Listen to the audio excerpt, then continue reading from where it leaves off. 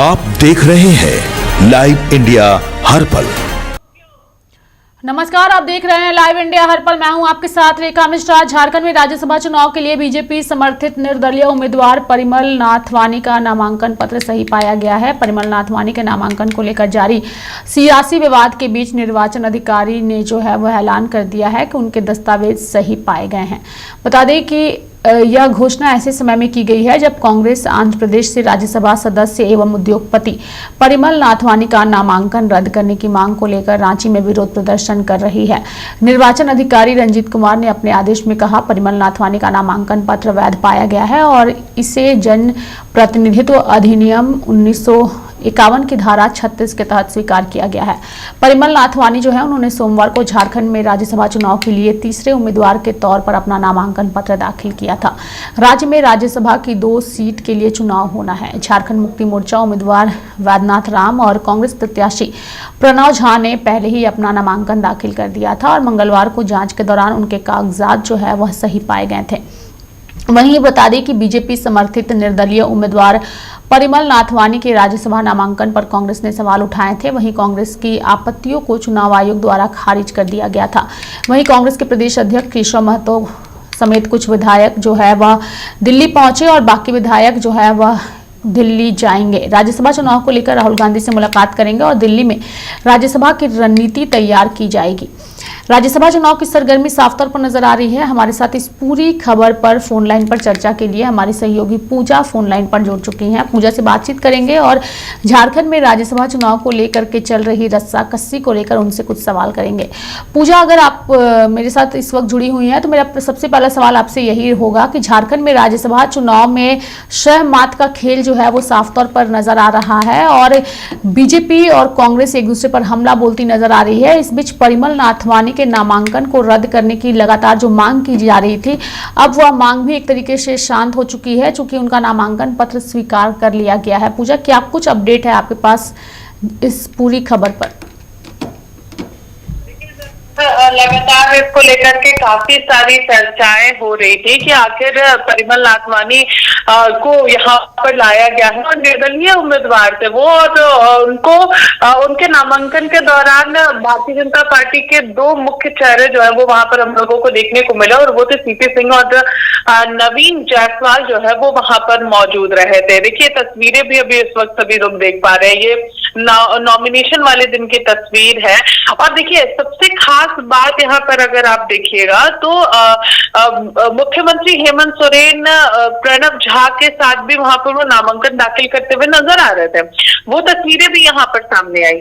तो बहुत सारी चीजों को लेकर के यहाँ पर जिस तरीके से कांग्रेस के तमाम विधायक जो है वो विधानसभा के बाहर प्रदर्शन करते नजर आ रहे थे और फिर वहां पर भारतीय जनता पार्टी की एंट्री होती है, वहां पर इस विरोध का भी विरोध होते हुए नजर आया था। तो पूरा विधानसभा जो है वो यहाँ पर चुनाव को लेकर के काफी ज्यादा गर्म नजर आ रहा था और सभी लोगों की ओर से एक ही मांग की जा रही थी कि यहाँ पर परिमल नाथवानी का टिकट जो है वो वैध नहीं है, उनका जो डॉक्यूमेंट, वो सारी चीजों को लेकर के सवाल उठते नजर आए थे। लेकिन देखिए, इलेक्शन कमीशन की ओर से ये फैसला आया कि उस तरीके से वैध है, सब सही है, अप्रूव्ड है और उसके बाद अब यहाँ पर सवाल उठने लगे। देखिए, यहाँ पर सबसे मुख्य चीज अगर आप देखिएगा तो अब 3 त्रिकोणीय चुनाव यहाँ पर अब हम लोगों को देखने को मिल रहा है।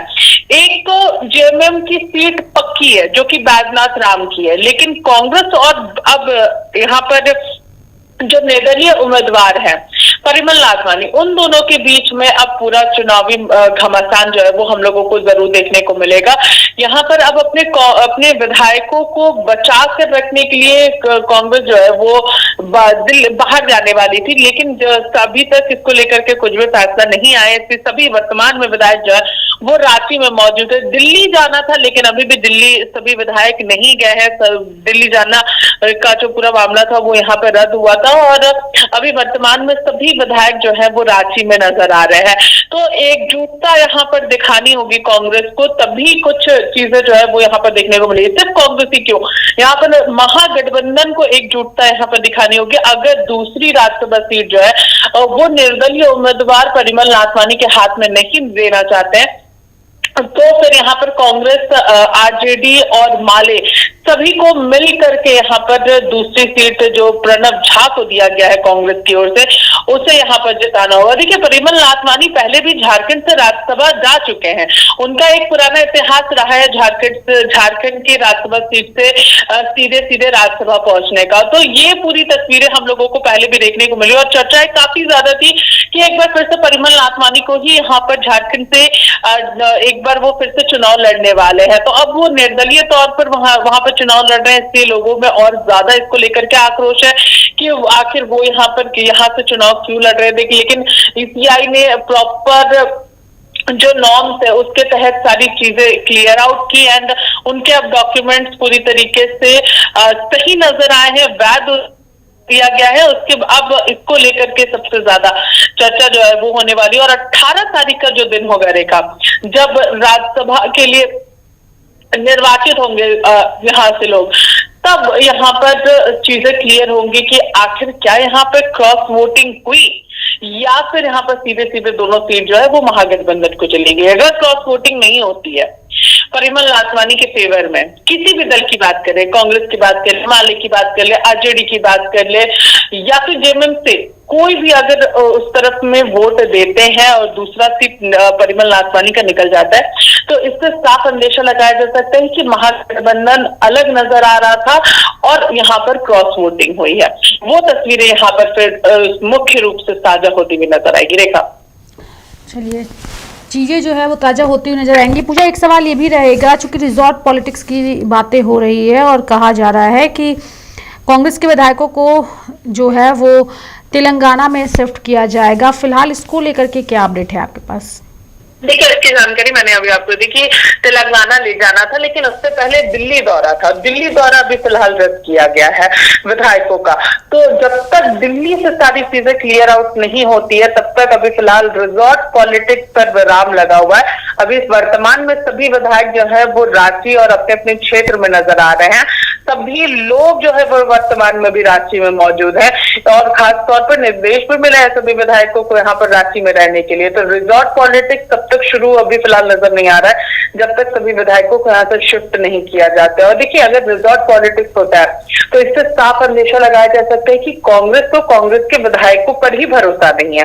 ये चीजें यहाँ पर क्लियर होने लगेगी, क्योंकि रिजॉर्ट पॉलिटिक्स तभी हम लोगों को देखने को मिलता है जब चुनाव होते हैं या किसी विधायक के टूटने की आशंका होती है या किसी विधायक के वोटिंग के दौरान नहीं पहुंचने की आशंका होती है। ये सारी आशंकाओं के बीच में रिजॉर्ट पॉलिटिक्स का नाम सामने आता है। लेकिन अभी फिलहाल सभी विधायक वर्तमान में रांची में मौजूद है। रेखा, चलिए, बहुत बहुत धन्यवाद पूजा हमारे साथ जुड़ने के लिए और तमाम जानकारियां देने के लिए। तो झारखंड में राज्यसभा चुनाव की सरगर्मी जो है वह साफ तौर पर नज़र आ रही है। रिजॉर्ट पॉलिटिक्स के साथ साथ अन्य चीज़ों पर चर्चा हो रही है और फिलहाल परिमल नाथवानी को लेकर के लगातार कांग्रेस का जो आंदोलन हो रहा था उस पर फिलहाल विराम लग चुका है, चूंकि परिमल नाथवानी का जो नामांकन पत्र था उसे सही पाया गया है और उनका नामांकन जो है वो रद्द नहीं किया गया है।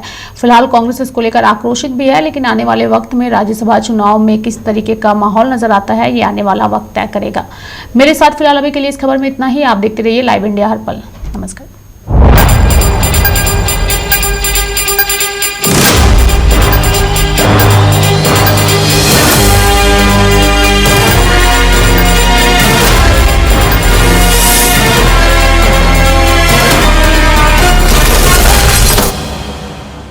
आप देख रहे हैं लाइव इंडिया हर पल।